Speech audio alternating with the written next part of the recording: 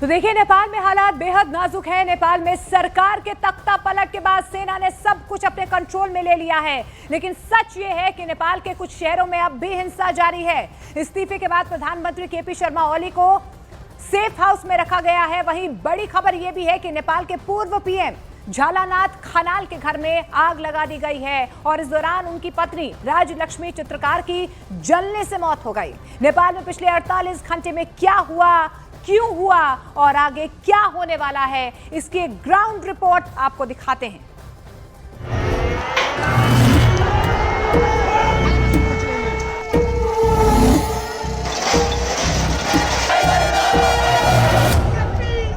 तो ये सीधी तस्वीरें हम काठमांडू से दिखा रहे हैं, जहां पर कि हालात अभी भी तनावपूर्ण बने हुए हैं।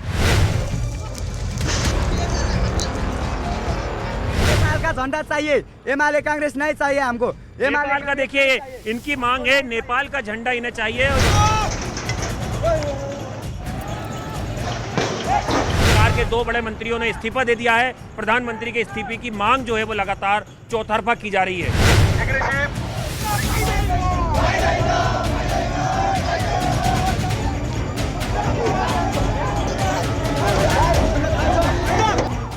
काठमांडू की ऐसी तस्वीरें, ऐसा मंजर, ऐसा कोहराम कि पब्लिक के टारगेट पर आ गई पूरी सरकार।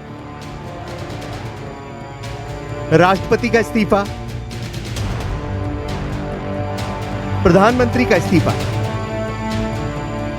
उनकी पूरी सरकार का इस्तीफा और फिर सब कुछ सेना ने टेक ओवर कर लिया। लेकिन इससे पहले 24 घंटे के अंदर क्या हुआ, नेपाल पूरी दुनिया को दिखा रहा है। 8 सितंबर को काठमांडू में प्रदर्शन शुरू हुआ। 15 से 20 हजार नौजवान काठमांडू के सेंटर में जमा हुए। इस दौरान पुलिस से झड़प हुई और इसमें 22 लोगों की फायरिंग से मौत हो गई। 400 से ज्यादा लोग घायल हुए और 24 घंटे के अंदर नेपाल के प्रधानमंत्री को इस्तीफा देना पड़ा। 24 घंटे के अंदर पब्लिक ने नेपाल की सरकार का तख्ता पलट कर दिया।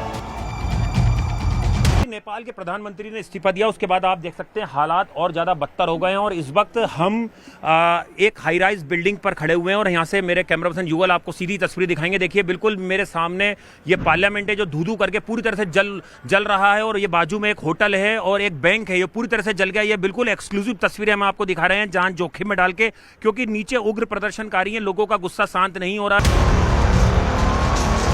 नेपाल की संसद को जला दिया। लोग नेपाल की संसद भवन में घुसे और उसे आग के हवाले कर दिया गया। नेपाल में सड़क से लेकर संसद तक वो गुस्सा फूटा है जो लंबे वक्त तक दबाया गया। काठमांडू में नारे लगे, केपी चोर देश छोड़, और पीछे जलता रहा नेपाल का संसद भवन। पूरी दुनिया और खासकर दक्षिण एशिया के लिए तस्वीरें बहुत हैरान करने वाली हैं, क्योंकि नेपाल में प्रधानमंत्री के इस्तीफे, राष्ट्रपति के इस्तीफे और जलती संसद से पहले क्या क्या हो चुका है, इसके फ्लैशबैक में जाने की जरूरत है। 1 फरवरी 2021 म्यांमार में सेना ने आंग सान सू की को गिरफ्तार करके सत्ता पर कब्जा कर लिया था। 15 अगस्त 2021 अफगानिस्तान, तालिबान ने अशरफ गनी सरकार का तख्ता पलट कर दिया था। 10 मई 2022 श्रीलंका के राष्ट्रपति महिंद्रा राजपक्षे जनता के लगातार प्रदर्शन के बाद देश छोड़कर भाग गए थे। 5 अगस्त 2024 बांग्लादेश, पब्लिक के गुस्से के बीच शेख हसीना सरकार को देश छोड़कर भागना पड़ा था। और अब 9 सितंबर 2025 नेपाल, 24 घंटे के प्रदर्शन के बाद ही नेपाल के प्रधानमंत्री और राष्ट्रपति को इस्तीफा देना पड़ा। नेपाल की सत्ता को जेन जी यानी जेनरेशन जी वाली पीढ़ी खा गई। जेन जी यानी वो पीढ़ी जो साल 1997 से साल 2012 के बीच पैदा हुई है। इस पीढ़ी में 13 साल से 28 साल तक के लोग आते हैं जो डिजिटल दौर में पली बढ़ी है। इसी पीढ़ी का मुकाबला नेपाल की सरकार नहीं कर पाई। प्रधानमंत्री का इस्तीफा और जलता हुआ संसद भवन, नेपाल में सत्ता के खिलाफ अंगारों की बौछार इसका बहुत बड़ा सबूत बन गया है।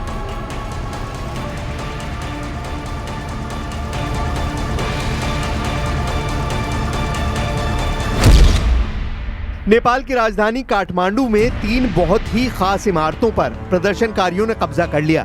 इसमें संसद भवन के अलावा सिंह दरबार है, जहां मंत्रियों के दफ्तर हैं। यहां से किसी तरह से मंत्रियों को सुरक्षित निकाला गया। हिंसक प्रदर्शनकारियों के गुस्से की चपेट में नेपाल का सुप्रीम कोर्ट भी आया, जिस पर लोगों ने कब्जा कर लिया। सबैलाई जय नेपाल। आज म बोल्छु, Nepali सुन्छ। I can talk in English, I can talk in Nepali, whatever. Everyone listen. छातीमा गोली खाएको छु। यहाँ पनि गोली खाएको छु, मेरो चस्मा फुट्यो। I give this. मैले प्रपर डकुमेन्टेसन बनाएको छु। यो मेरो रगत हो, नेपालीको रगत हो। नेताहरूले बगाएका छन्, right? We are going to stand together, every single one of them. Are you with me? यो जेनजीको बोली हो। जेनजीहरू को को छन् हात उठाउँ त। Yeah, once more, Gen Zs. Fucking मैले रगत बगाएको छु, राइट? यो रगतको आँसु एक दिन तिनीहरू बाँच्छ, तिनीहरू बुझ्छन्। 2008 में राजशाही से लोकतंत्र में तब्दील होते हुए नेपाल को पूरी दुनिया ने देखा। वो दौर भी काफी हंगामेदार रहा, लेकिन डेमोक्रेसी तक के उस सफर में भी नेपाल ने ऐसे दर्दनाक मंजर नहीं देखे थे। नेपाल में एक और संकट ये भी है कि राजशाही खत्म होने के बाद कोई भी सरकार 5 साल का कार्यकाल पूरा नहीं कर पाई है। अब 2025 में नेपाल की पब्लिक का क्रोध हर रिकॉर्ड तोड़ चुका है और इसका सबसे बड़ा शिकार यहाँ की सरकार, यहाँ का सिस्टम और यहाँ का वो हर हिस्सा बना है जो सत्ता से जुड़ा है।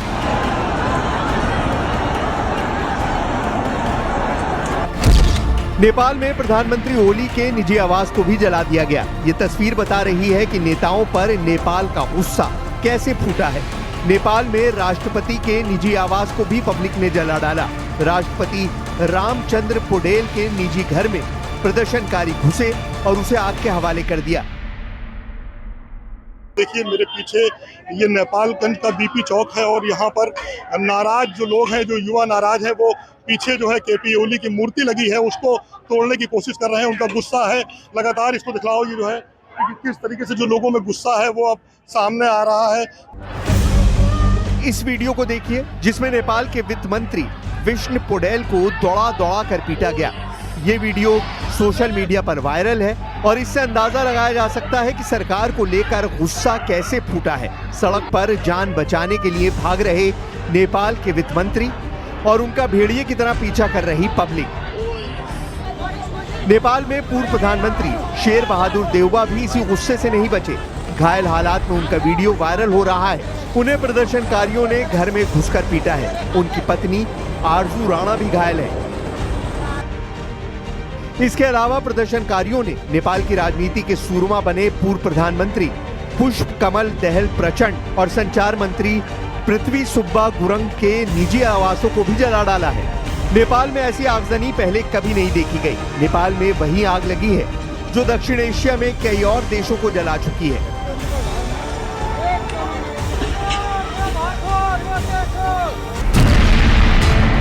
मई 2022 में श्रीलंका, वही श्रीलंका के आंदोलन में आर्थिक मुद्दे सबसे ज्यादा हावी थे। खराब अर्थव्यवस्था को लेकर पब्लिक ने श्रीलंका में राष्ट्रपति भवन पर कब्जा कर लिया था। अगस्त 2024 बांग्लादेश, पिछले साल बांग्लादेश में हुआ आंदोलन में युवाओं की भूमिका सबसे अहम रही थी। तब कई दिनों तक चले प्रदर्शन के बाद प्रधानमंत्री शेख हसीना को देश छोड़कर भागना पड़ा था। अब सितंबर 2025 में नेपाल के हालात सबके सामने हैं। सोशल मीडिया को लेकर सरकार का एक ऑर्डर उसके तख्ता पलट की वजह बन गई, क्योंकि पब्लिक भ्रष्टाचार और बदहाल अर्थव्यवस्था से भी परेशान थी। ये सोशल मीडिया के बैंड के ऊपर नहीं है, ये हमारा अपना यूथ का आंदोलन। असली मुद्दे थे वो ये थे जिनकी सरकार ने सुध नहीं ली। जो यहाँ के इंफ्रास्ट्रक्चर क्यों सुनेगा सरकार? सरकार तो हमारा था ही नहीं, वो तो सब करप्ट लोग का था, वो दलाल भ्रष्टा का सरकार था। जनता का सरकार अब बनेगा। 7 सितंबर तक नेपाल में सब कुछ सामान्य था, लेकिन 8 सितंबर को अचानक काठमांडू की सड़कों पर पब्लिक जमा होने लगी और 9 सितंबर का दिन नेपाल के इतिहास में सबसे निर्णायक पल के तौर पर दर्ज हो चुका है, क्योंकि नेपाल की सरकार का उस गुस्से ने तख्ता पलट कर दिया है। महज 24 घंटे पहले अचानक उबाल आया और फिर नेपाल का पूरा सिस्टम उन 20-25 हजार लोगों को काबू करने में फेल हो गया जो काठमांडू में प्रदर्शन कर रहे थे। नेपाल में पब्लिक पर पुलिस की गोलीबारी तब शुरू हुई जब भीड़ ने काठमांडू में लोकल पुलिस सर्कल पर आग लगा दी।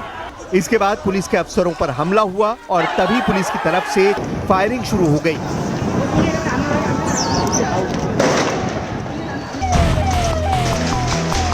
नेपाल के नौजवानों का गुस्सा यहाँ के निष्क्रिय राजनीतिक ढांचे को लेकर काफी वक्त से उबल रहा था। बदलाव की मांग बस किसी बहाने का इंतजार करती रही।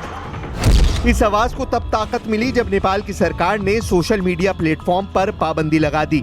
वजह रही नेपाल की सरकारी नीतियों का पालन न करना। इसमें फेसबुक, इंस्टाग्राम और व्हाट्सएप जैसे 26 सोशल मीडिया और मैसेजिंग प्लेटफॉर्म शामिल थे। इसी प्रतिबंध के बाद युवाओं ने 8 सितंबर को प्रदर्शन शुरू किया।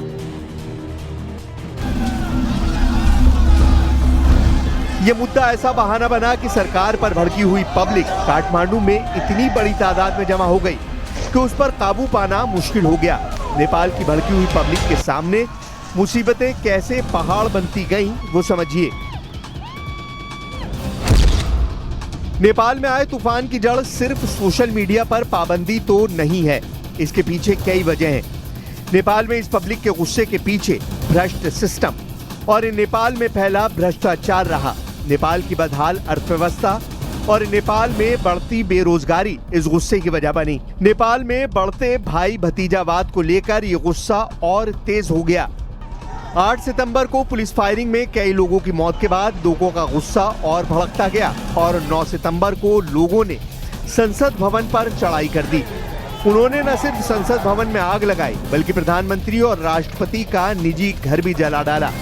नेपाल में प्रदर्शनकारियों ने गृह मंत्री रमेश लेखक का घर भी जलाया क्योंकि उन्हीं के ऑर्डर पर प्रदर्शनकारियों पर गोली चलाने की खबर आई थी। इन तमाम घटनाओं के बीच गुस्साई पब्लिक ने कई राजनीतिक दलों का दफ्तर भी जला दिया है। नेपाल में बड़ा राजनीतिक संकट ये भी रहा कि 2008 में राजशाही खत्म होने के बाद नेपाल में स्थिर सरकार नहीं रही। 2008 के बाद से नेपाल में कोई भी सरकार 5 साल का कार्यकाल पूरा नहीं कर पाई है। नेपाल में भ्रष्टाचार के मामले भी उठते रहे हैं, लेकिन कभी कोई निर्णायक एक्शन न होने से अब पब्लिक एक्शन दिखाने पर मजबूर हो गई।